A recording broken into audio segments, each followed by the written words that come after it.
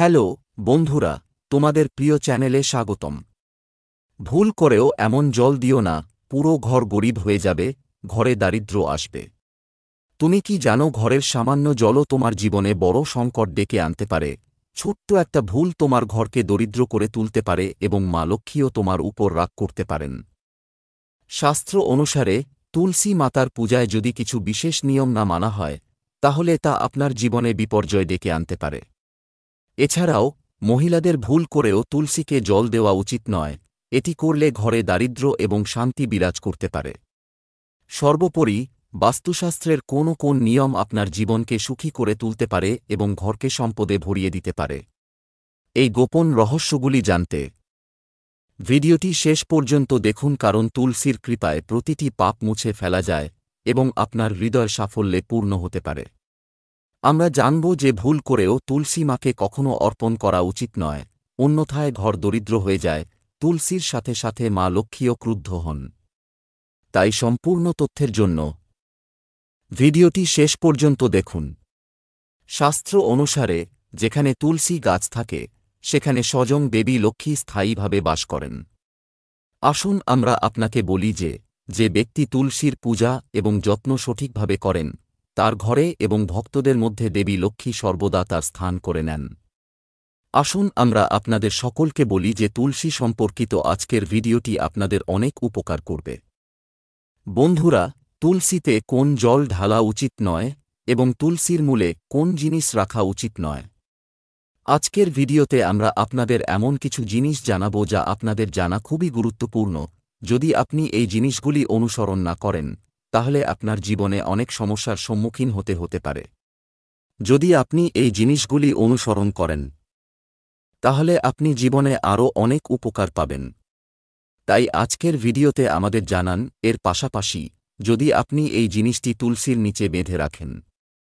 Hello বন্ধুরা, তোমাদের প্রিয় চ্যানেলে স্বাগতম।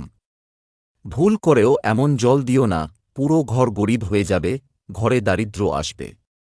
তুমি কি জানো, ঘরের সামান্য জলও তোমার জীবনে বড় সংকট ডেকে আনতে পারে। ছোট্ট একটা ভুল তোমার ঘরকে দরিদ্র করে তুলতে পারে এবং মা লক্ষ্মীও তোমার উপর রাগ করতে পারেন। শাস্ত্র অনুসারে তুলসী মাতার পূজায় যদি কিছু বিশেষ নিয়ম না মানা হয়, তাহলে তা আপনার জীবনে বিপর্যয় ডেকে আনতে পারে। এছাড়াও মহিলাদের ভুল করেও তুলসীকে জল দেওয়া উচিত নয়, এটি করলে ঘরে দারিদ্র্য এবং শান্তি বিরাজ করতে পারে।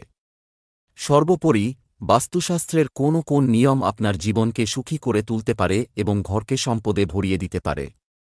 এই গোপন রহস্যগুলি জানতে ভিডিওটি শেষ পর্যন্ত দেখুন, কারণ তুলসীর কৃপায় প্রতিটি পাপ মুছে ফেলা যায় এবং আপনার হৃদয় সাফল্যে পূর্ণ হতে পারে। আমরা জানব যে ভুল করেও তুলসী মাকে কখনো অর্পণ করা উচিত নয়, অন্যথায় ঘর দরিদ্র হয়ে যায়। তুলসীর সাথে সাথে মা লক্ষ্মীও ক্রুদ্ধ হন। তাই সম্পূর্ণ তথ্যের জন্য ভিডিওটি শেষ পর্যন্ত দেখুন। শাস্ত্র অনুসারে যেখানে তুলসী গাছ থাকে, সেখানে স্বয়ং দেবী লক্ষ্মী স্থায়ীভাবে বাস করেন। আসুন আমরা আপনাকে বলি যে ব্যক্তি তুলসীর পূজা এবং যত্ন সঠিকভাবে করেন, তার ঘরে এবং ভক্তদের মধ্যে দেবী লক্ষ্মী সর্বদা তার স্থান করে নেন। আসুন আমরা আপনাদের সকলকে বলি যে তুলসী সম্পর্কিত আজকের ভিডিওটি আপনাদের অনেক উপকার করবে। বন্ধুরা, তুলসীতে কোন জল ঢালা উচিত নয় এবং তুলসীর মূলে কোন জিনিস রাখা উচিত নয়, আজকের ভিডিওতে আমরা আপনাদের এমন কিছু জিনিস জানাব যা আপনাদের জানা খুবই গুরুত্বপূর্ণ। যদি আপনি এই জিনিসগুলি অনুসরণ না করেন, তাহলে আপনার জীবনে অনেক সমস্যার সম্মুখীন হতে পারে। যদি আপনি এই জিনিসগুলি অনুসরণ করেন, তাহলে আপনি জীবনে আরও অনেক উপকার পাবেন। তাই আজকের ভিডিওতে আমাদের জানান। এর পাশাপাশি যদি আপনি এই জিনিসটি তুলসীর নিচে বেঁধে রাখেন, যার কারণে তারা তুলসী রোপণের শুভ ফল পান না। সবসময় মনে রাখবেন যে চুনারি ছাড়া তুলসী গাছ অসম্পূর্ণ। তুলসী কেবল একটি উদ্ভিদ নয়, বরং তিনি একজন দেবী। তিনি বিষ্ণুর স্ত্রী। আমরা তাকে আমাদের মা মনে করি। সেইজন্য তুলসীকে চুনরি নিবেদন করতে হবে। এতে স্বামী স্ত্রীর মধ্যে ভালোবাসা এবং বিশ্বাস বৃদ্ধি পায়। ঘরে বসবাসকারী মহিলারা নিষ্ঠাবান, বিবাহিত এবং ভাগ্যবান থাকেন। কিন্তু তুলসীকে চুনারি নিবেদন করার সময় আপনার মনে রাখা উচিত যে তুলসীকে লাল রঙের চুনারি নিবেদন করা উচিত নয়। লাল রং মঙ্গলের সাথে সম্পর্কিত এবং বুধ তুলসীর সাথে সম্পর্কিত। মঙ্গল এবং বুধ বন্ধু নয়। শুক্র এবং শনি ভূতদের জন্য অনুকূল। তাই তুলসীকে কখনও লাল চুনারি নিবেদন করা উচিত নয়। তুলসীকে সবুজ, হলুদ বা নীল রঙের চুনারি নিবেদন করা যেতে পারে, তবে অনেকেই তুলসীর উপর একটি পুরনো ছেঁড়া চুনারি বেঁধে দেন। এটা করাও অশুভ। তুলসীর গায়ে কেবল নতুন চুনারি বাঁধতে হবে। তুলসীর উপর চুনারি লাগানোর জন্য একাদশীর দিনটি সর্বোত্তম। যে কোনো একাদশীর দিন একটি নতুন চুনারি এনে তুলসী গাছের সাথে বেঁধে দিন। চুনারি ছাড়া তুলসী গাছ লাগালে আপনি অনেক গুণ বেশি উপকার পাবেন। চুনারি কখনোই রাখবেন না। যদি পুরনো হয়ে যায় তবে কেবল একাদশীর দিনেই এটি পরিবর্তন করতে হবে। বন্ধুরা, তুলসীর বিবাহ করতে হবে। এতে মানুষের সমস্ত দুঃখের অবসান হয় এবং পার্থিব জীবন সুখে কাটে। বন্ধুরা, কিছু মানুষ জেনে বা অজান্তে তুলসীর কাছে এমন জিনিস রাখে যা তুলসীর অপমান করে। তুলসী গাছ খুবই সংবেদনশীল, এর যত্ন সঠিকভাবে নিতে হবে, তবেই এর শুভ ফল পাওয়া যাবে। তাই তুলসী গাছের কাছে গালিগালাজ করা উচিত নয়।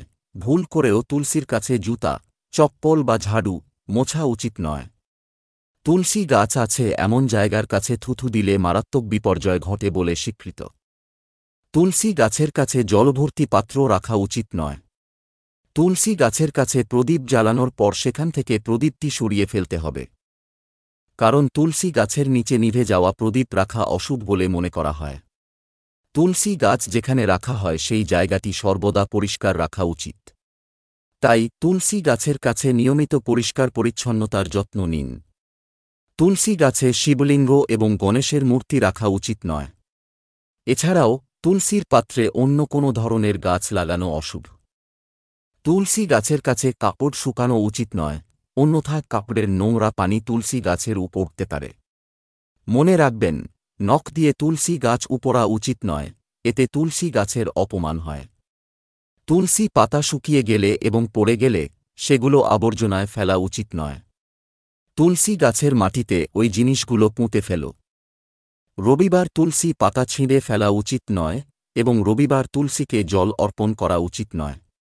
অন্যান্য দিনগুলিতে তুলসীকে সকালে জল দেওয়া উচিত, একবারও জল দেওয়া বাদ না দিয়ে সন্ধ্যায় প্রদীপ জ্বালানো উচিত। প্রায়শই মহিলারা স্নানের পর চুল খোলা রেখে তুলসীতে জল নিবেদন করেন। এটা করা ভুল। মহিলাদের সবসময় চুল বেঁধে কপালে সিঁদুর লাগানো উচিত এবং তারপর তুলসী গাছে জল অর্পণ করা উচিত। এটি তুলসী গাছের আশীর্বাদ নিয়ে আসে। বাড়িতে তুলসী গাছ লাগানোর সময় মনে রাখবেন যে এর কথা ভুলে যাবেন না। এর জন্য গান্ধী মাটি ব্যবহার করবেন না।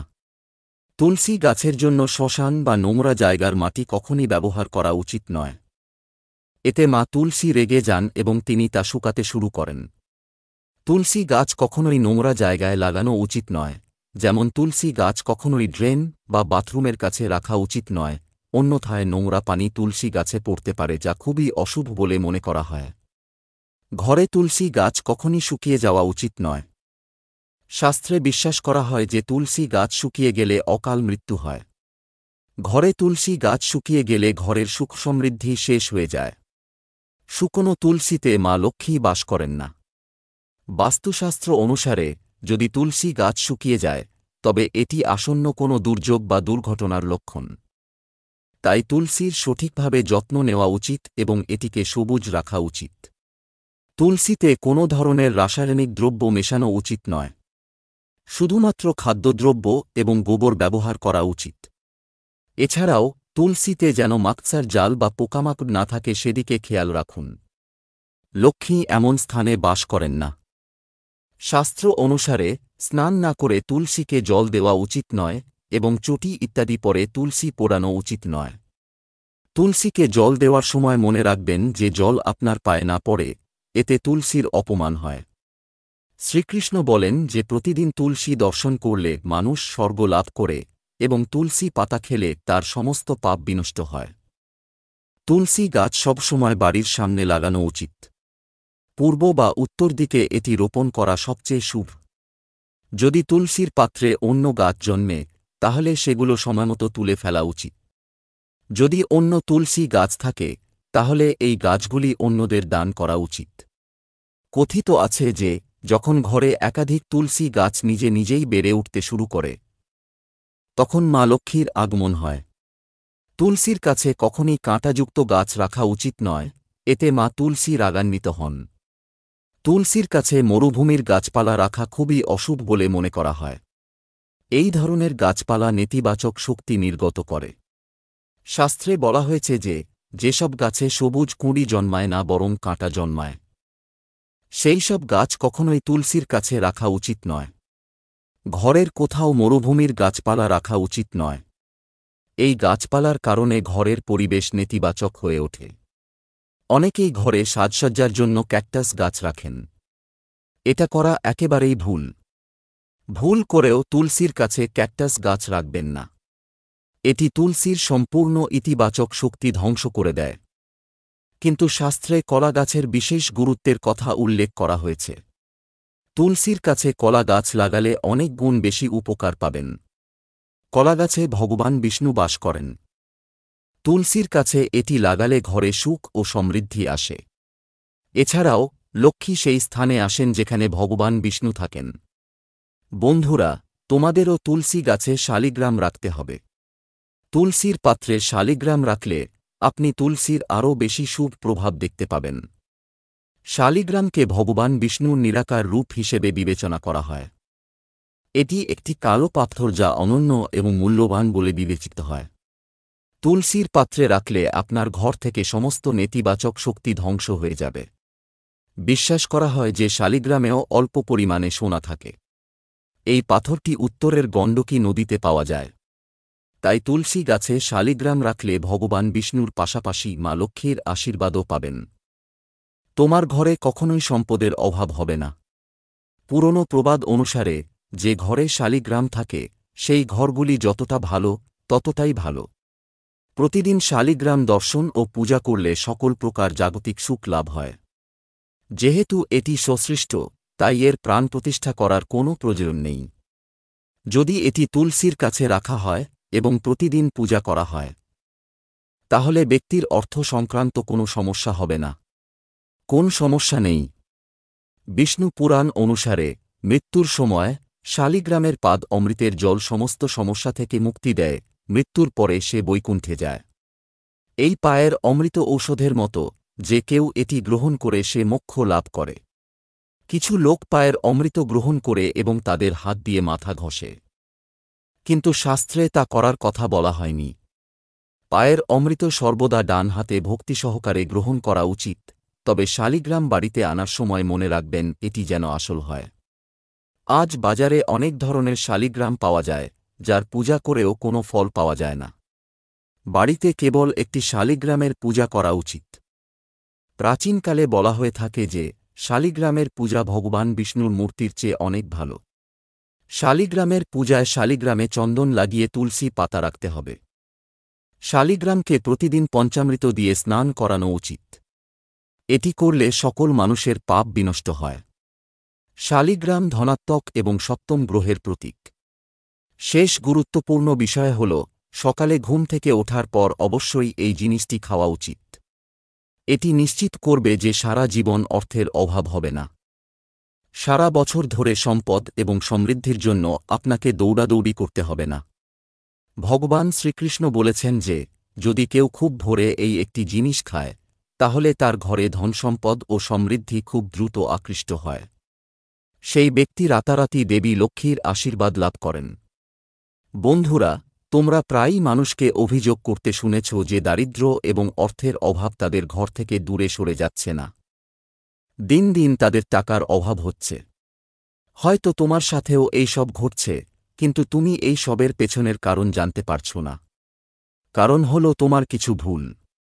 আমাদের ধর্মীয় শাস্ত্রে এমন অনেক নিয়ম এবং বিষয় উল্লেখ করা হয়েছে যা আমাদের পূর্বপুরুষ এবং প্রবীণরা প্রায়শই আমাদের ব্যাখ্যা করতেন। কিন্তু আজকের সময় লোকেরা এই বিষয়গুলিতে মনোযোগ দেওয়া প্রয়োজন বলে মনে করে না। কিন্তু যখন অর্থ সম্পর্কিত অনেক সমস্যা আপনার সামনে আসে, তখন প্রায়শই লোকেরা এর পিছনের কারণ বুঝতে পারে না। জানতে চান যে আমরা নিজেরাই ঘরের দারিদ্র্যের কারণ। আমাদের করা কাজ আমাদের সাফল্যের পথে বাধা হয়ে দাঁড়ায়। যদি আপনিও সকালে ঘুম থেকে ওঠার পর এই ধরনের কাজ করেন, তাহলে আপনি নিজেই আপনার ঘরে দারিদ্র্যকে আমন্ত্রণ জানাচ্ছেন। সন্ধ্যার পর তুলসী স্পর্শ করা উচিত নয়। এতে করে দেবী লক্ষ্মী আপনার উপর ক্রুদ্ধ হতে পারেন এবং আপনার আর্থিক ক্ষতি হতে পারে। একাদশী তিথিতে তুলসী গাছে জল না দেওয়ার পরামর্শ দেওয়া হচ্ছে, কারণ এই দিনে মা তুলসী ভগবান বিষ্ণুর জন্য নির্জলা উপবাস করেন। রবিবারেও তুলসী গাছে জল দেওয়া উচিত নয়। তুলসীকে একবারে খুব বেশি জল দেওয়া উচিত নয়। তুলসীকে জল দেওয়ার উপকারিতা: আপনি যদি জ্যোতিষশাস্ত্রে বিশ্বাস করেন, তাহলে তুলসীকে জল দিলে ঘর থেকে নেতিবাচক শক্তি দূর হয় এবং আপনি আর্থিক সুবিধা পেতে পারেন। কারণ এটি দেবী লক্ষ্মীকে প্রসন্ন করে, এটি ঘরে আসা সমস্যাগুলি কমাতে সাহায্য করে এবং ঘরে ইতিবাচক শক্তি প্রবেশ করে। তুলসীকে জল অর্পণ করলে ভগবান বিষ্ণুর আশীর্বাদও পাওয়া যায়, কারণ তুলসীকে বিষ্ণুপ্রিয়া হিসেবে বিবেচনা করা হয়। তুলসীকে জল অর্পণের পাশাপাশি আপনাকে এর কাছে একটি প্রদীপ জ্বালানোর পরামর্শ দেওয়া হচ্ছে। অবশ্যই চ্যানেলটি সাবস্ক্রাইব করুন। নতুন ভিডিওতে দেখা হবে। ধন্যবাদ।